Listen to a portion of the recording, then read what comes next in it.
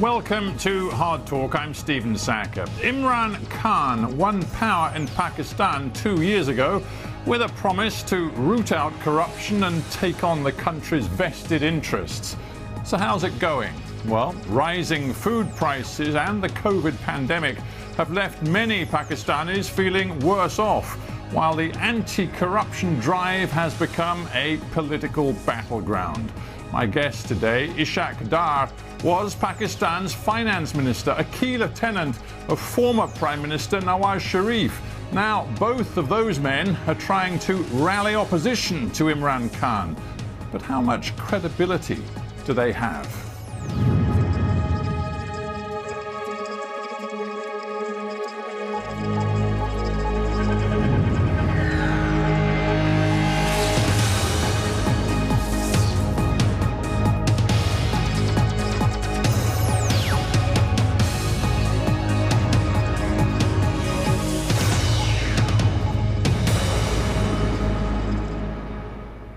Ishaq Dar, welcome to Hard Talk. Thank you for inviting me.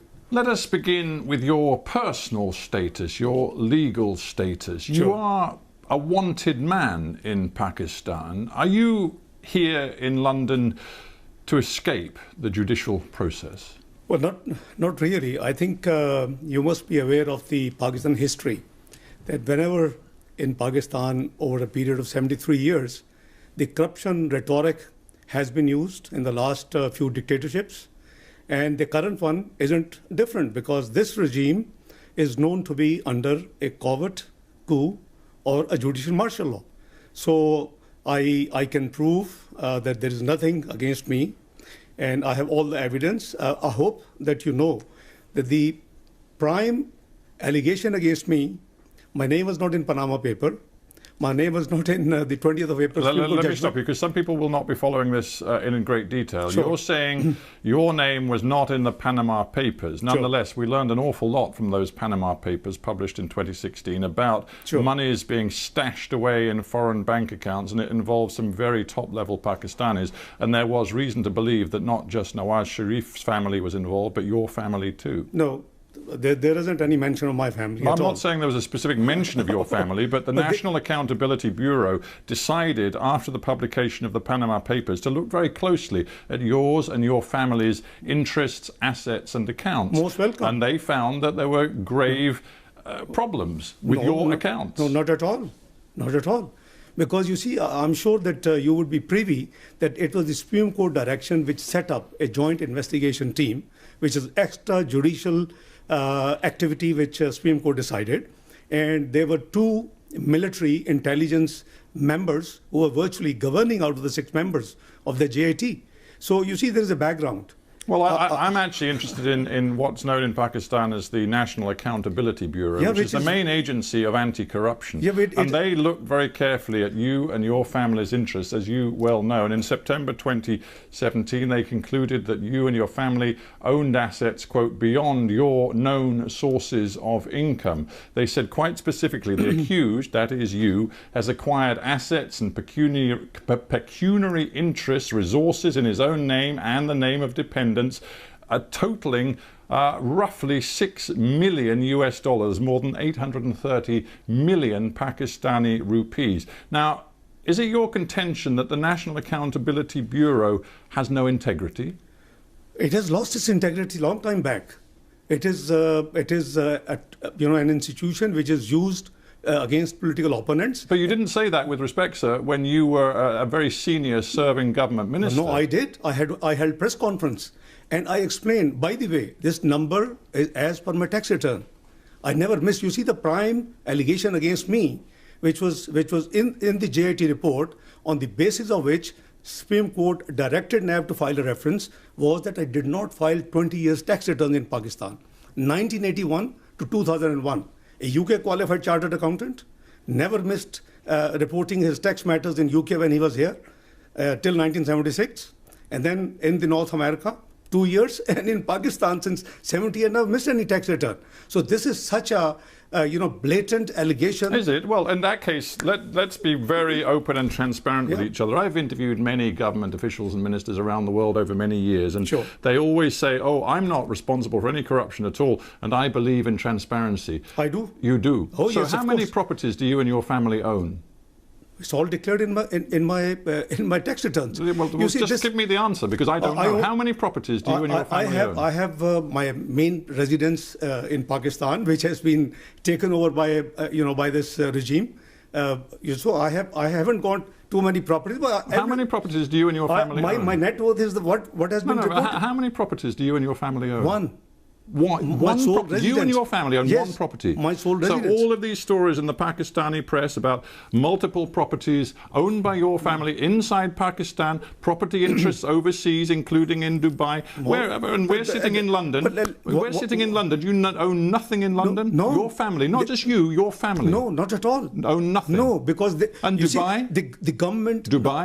My sons have just one villa, which is owned by them. They're in business for the last 17 years. So when I asked you how many properties you and your family own, and you said one, that wasn't strictly true. No, it is strictly true, because they're adult, they're married, they're 17 years, they're in business, so they're independent of me. You know very well that when the NAB looked at your assets, they were looking at you and your family. I have no issue.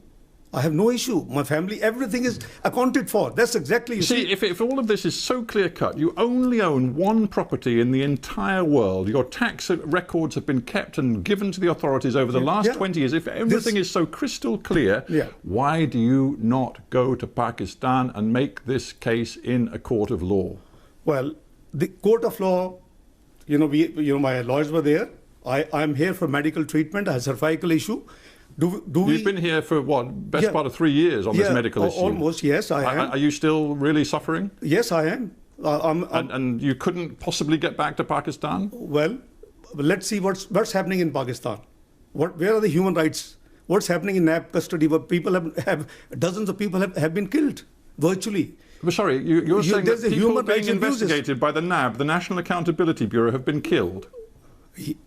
In the NAB custody, many people have died. Yes, I mean, it's an open secret. You Google and you would have all the detail. I can leave detail with you if you want to. You see, this institution has been politically used against opponents. As I said, that I never missed a return. The premise of the entire thing, and whatever they say, my net worth is already, if it is documented in my tax return, and my tax return is not missing, so it is totally accounted for. So what is the issue? The issue is something different.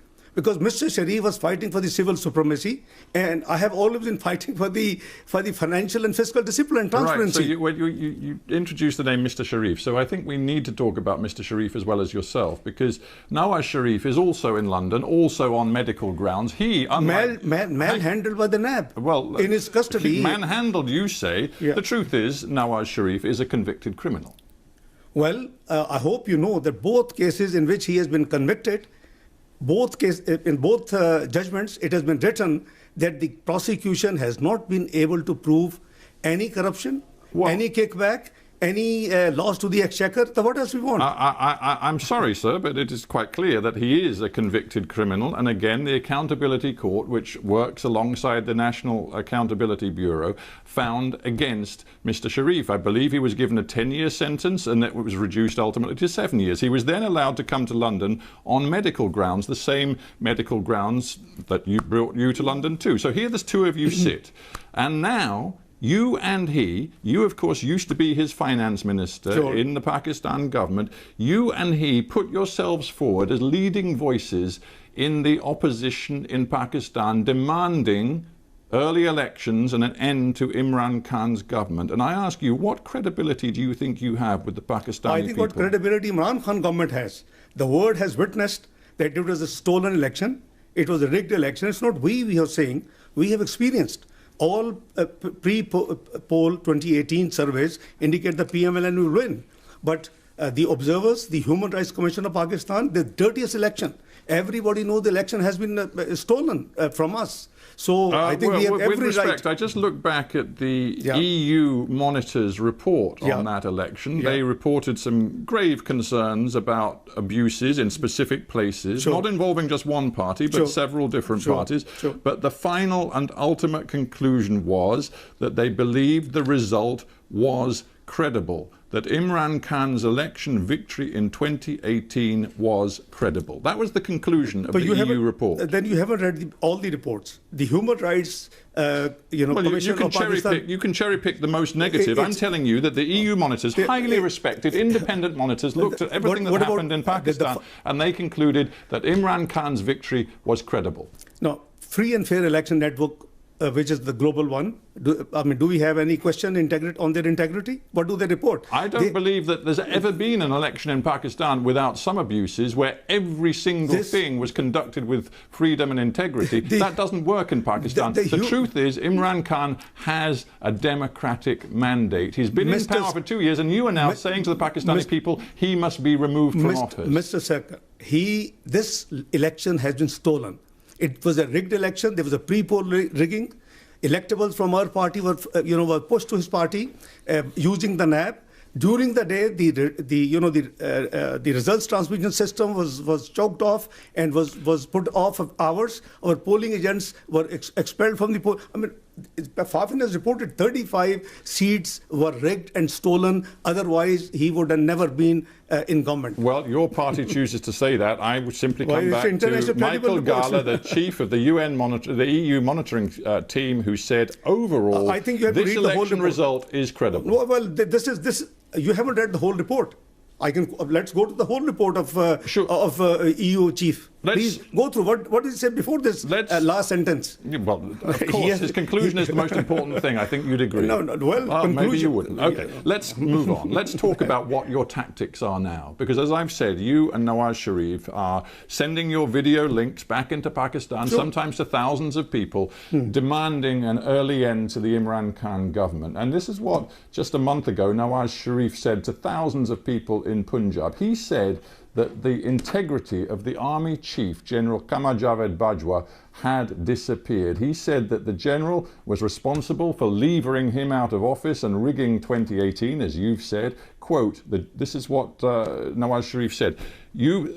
Directly to the general, the chief of the army, he said, you packed up our government and you put the nation at the altar of your own wishes. You rejected the people's choice in elections and installed an inefficient, incapable group leading to economic catastrophe.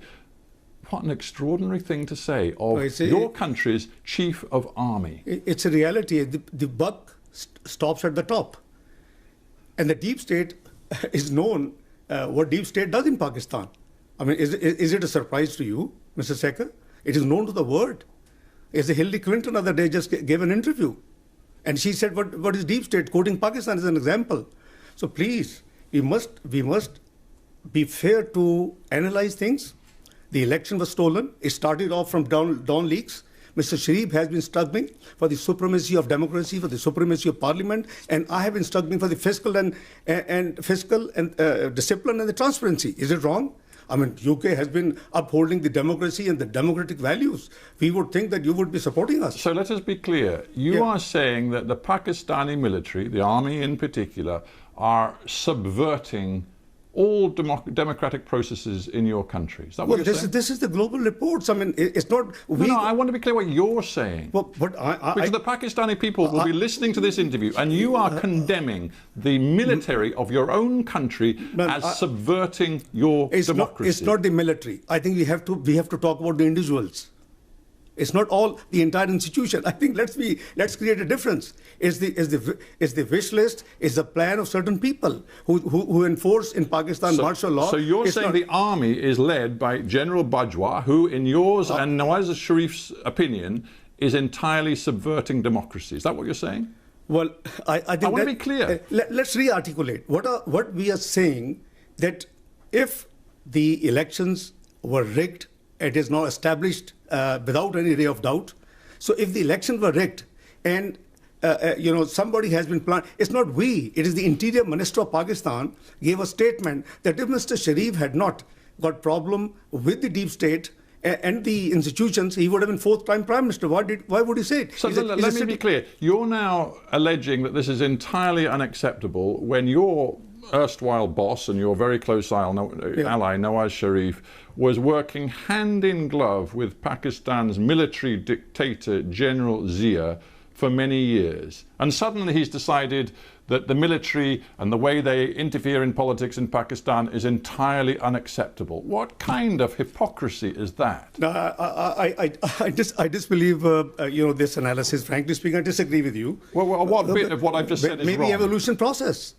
Maybe evolution process. Evolution process? Yeah, because oh, you mean because then he was in power and now he's out of power, so he's really angry with the army because they won't work with him? No, it's not the first time. It's the third time he was Prime Minister. And Imran Khan, own Interior Minister, tells the whole world that Mr. Sharif would have been fourth-time Prime Minister if he had not got trouble with the establishment. You see, Imran Khan may be unpopular in Pakistan now, but when he heard what Nawaz Sharif said last month at that rally, when he directly targeted the Chief of Army, Imran Khan said this. He said, how dare Nawaz Sharif point to the general and blame him for what is happening in Pakistan when for years Mr. Nawaz Sharif polished the boots of a former military dictator. When Imran Khan said that, I dare say he actually had a great deal of sympathy from many Pakistanis who know hypocrisy when they see it. I think you probably haven't seen his 21 clips, how he has been maligning the military army chief, the intelligence services of Pakistan, and not too long before, it's just last year when he was in the United States, he gave a statement that it is the ISI, our intelligence service, which actually was responsible for the Osama bin Laden and its killing, etc., etc. So I think when he was out of power, when he was in opposition, he had given 21 different statements at different times. He was known as Taliban Khan. I mean, I don't know. Are we talking or wish to discuss his performance and our performance? Are we here to talk whether it is a pure democracy or is it an anocracy? You and other opposition elements have created this Pakistan democratic movement. You want to deliver early elections and see Imran booted out of power, but many people, even in your own movement, are now backing away from this targeting of the Pakistani military. For example, Bilawal Bhutto said it was regrettable that Nawaz Sharif had named the military chief by name, and even Mr. Sharif's own daughter Mariam had to stress at great length that she was not anti-military. It sounds like Nawaz Sharif has overstepped the mark. I think there seems to be a confusion. Mr. Nawaz Sharif as Prime Minister or otherwise is not anti-military. Please, let's be very clear. He blames certain individuals, and as I said, the buck stops at the top. If the Dawn leaks were there. There's a huge, history about that. I'm sure you will be privy to Dawn leaks. It relates to FATF. It relates to Pakistan going back to grey, which we brought out from grey, and it was white. So I think, if Mr. Sharif talks of certain interventions which are against the oath, against the Constitution of Pakistan, is something wrong? Let's talk about politics and your message to your own people. We know that Pakistani people are suffering right now. Food price inflation is soaring.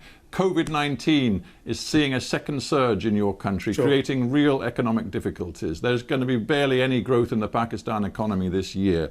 In the midst of all of that, you are creating a new level of political instability, demanding that Imran call early elections, calling him illegitimate, banging on about the vote rigging, claiming that the army is really in power. Do you think that your approach is really helping the interests of the Pakistani people? I think you have to be neutral umpire, Mr. Sekar, for a moment. 2014, we won the election 2013, massive majority, 2/3 almost. 2014, when Mr. Imran Khan comes to agitate for 4 constituencies rigged only, his claim, nobody spoke. Yeah, and Mr. Dar, you're going back now. You're going back 6 years, and I'm putting myself in the shoes of a Pakistani today who sees rising food prices, political instability, geopolitical instability, and he wonders whether the opposition sitting in London, yourself and Mr. Nawaz Sharif, really have the interests of ordinary Pakistani people at heart. We have interests of Pakistani people at heart, and that's why we are moving. This country had witnessed double revenue collection in our tenure of 5 years, lowest inflation, lowest interest rates, best performing stock market in the South Asia, most stable currency, highest GDP growth in 11 years, 5.8%. I mean, it's all music. Your Western, the institutions had all the praise. And what was the final report in 2016? PricewaterhouseCoopers, what did it say? Pakistan is going to join G20 by 2030. And we were striving to bring it even earlier. And we were very clearly hoping that since we had ended the load shedding, we had fought the extremism and terrorism in Pakistan, we had improved the macroeconomic indicators in Pakistan, and all praises of all. So now I understand. I'm not suggesting that your personal economic record was bad. In some ways it was good. But listen, I'm just trying to get you to respond to a simple question. Pakistan is where it is today. Hang on. Imran Khan has a 5-year mandate. He won the election. Now you have a choice. You have a choice. You can wait to fight the next election if you choose to go home, frankly, but at the moment you're still in London. You can either fight at the ballot box during the next election, or you can try to undermine Imran Khan and his government from the sidelines, from here in London, and thereby create new economic and political instability. Is that the choice you've made? No, it's not a matter of political instability. It's a matter of incompetence. It's a matter of non-performance. It's a matter of ruining and grounding the economy of Pakistan in 2 years before Corona. Mind you, after 1952, Pakistan first time had seen negative GDP growth. After 1952, from 5.8%, first year 1.9%, this year 0.4% negative. And there's a massive unemployment. We pulled 6% people out of poverty. He has pushed back 6% people in the poverty line. He promised to give 10 million jobs. He has made people unemployed, 12 million added to the unemployment numbers. Pakistan's in big trouble. I just wonder whether your approach is weakening Pakistan on the world stage. You recently tweeted, hang on, you recently tweeted a message saying that Imran Khan, and I'm going to quote your words, personified fascism. Now, Imran Khan has stood up for Pakistan's interests in a very tough stand against India and Mr. Modi, which you well know. He has also conducted a foreign policy which sees deepening economic ties with China, which is precisely the same policy that you followed. He also is trying to use Pakistan's influence, it seems, to bring the Taliban to the peace table in Afghanistan. What is it about these policies that you think personifies fascism? Well, I think that perhaps you haven't studied or you haven't had the time to look into what fascism he's doing. You stand by that? Yeah, of course I do. I do. There is a fascist government in Pakistan as of now. You're trying to mobilize tens of thousands of people on the streets in different Pakistani cities, even when there's a COVID pandemic. Your message is that we must bring Imran Khan's government down by the middle of the year and have new elections. You haven't succeeded so far. What's your next move? Well, Mr. Sekhar, I think you haven't seen Mr. Imran Khan during the same, you see, the PDM gatherings started from 16th of October. You haven't seen the democratic movement gatherings, yes. But you haven't seen in the same period, in the last 6 weeks, you haven't seen the gatherings, the large gatherings of Mr. Imran Khan himself. COVID would not spread. What is your next move? Well, our ultimate aim and our ultimate goal is supremacy of democracy in Pakistan, the free and fair election, which would be transparent and should be acceptable to the world observers. And presumably the rule of law. And the rule of law. So will you go home to face the rule of law? Of course I will. Rule of law and transparency. And the constitution has to be, all institution has to work within the domain which has been prescribed in the Constitution of Islamic Republic of Pakistan. I think we'll be very happy. So right now when I tweeted, I have no regret, and it is the ground reality. I mean, I can give you, a prime minister who calls the Director General of the Federal Investigation Agency and gives them names and says go and arrest them I mean, what sort of, governance this is? Well, we have to end it there, but I do thank you very much indeed for coming into the Hardtalk studio. It's a pleasure. Ishaq Dar, thanks very much. It's a pleasure. Many thanks.